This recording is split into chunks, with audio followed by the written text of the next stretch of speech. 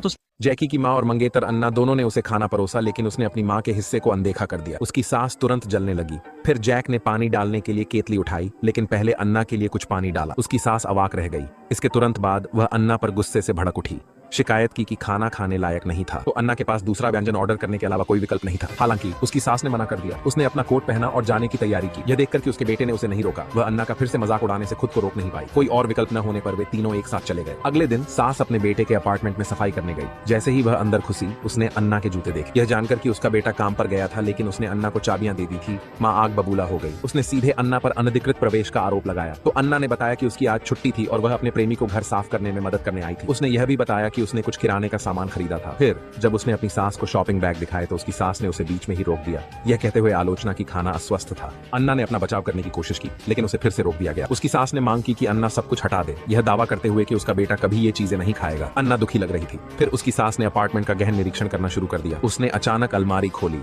और सिर्फ एक नजर के बाद अन्ना को ठीक से साफ सफाई न करने के लिए डांटा। तो अन्ना ने फिर से सफाई करने की पेशकश की, लेकिन उसकी सास ने अचानक उसे रोक दिया। उसे अपने बेटे की चीजों को छूने से मना किया। फिर उसकी सास बाथरूम में चली गई। उसने शौचालय को देखा और पूछा कि क्या अन्ना ने इसका इस्तेमाल किया। इससे पहले कि वह जवाब दे पाती, उसकी सास ने उसे फिर से डांटा, यह कहते हुए कि उसे शादी से पहले अपने बेटे की चीजों का इस्तेमाल नहीं करना चाहिए। अन्ना माफी मांगने ही वाली थी कि उसकी सास ने अचानक सिंक के पास एक अजीब बोतल देखी। अन्ना ने जल्दी से समझाया कि यह उसका टूथपेस्ट था, लेकिन महिला ने तुरंत टूथपेस्ट अन्ना के हाथ में ठूंस दिया, उसे ले जाने के लिए कहा। अन्ना बहुत परेशान थी। उसने आखिरकार अपनी सास से पूछा कि उसे क्यों निशाना बनाया जा रहा है। उसकी सास ने तब घोषणा की कोई भी उसके बेटे को उससे दूर नहीं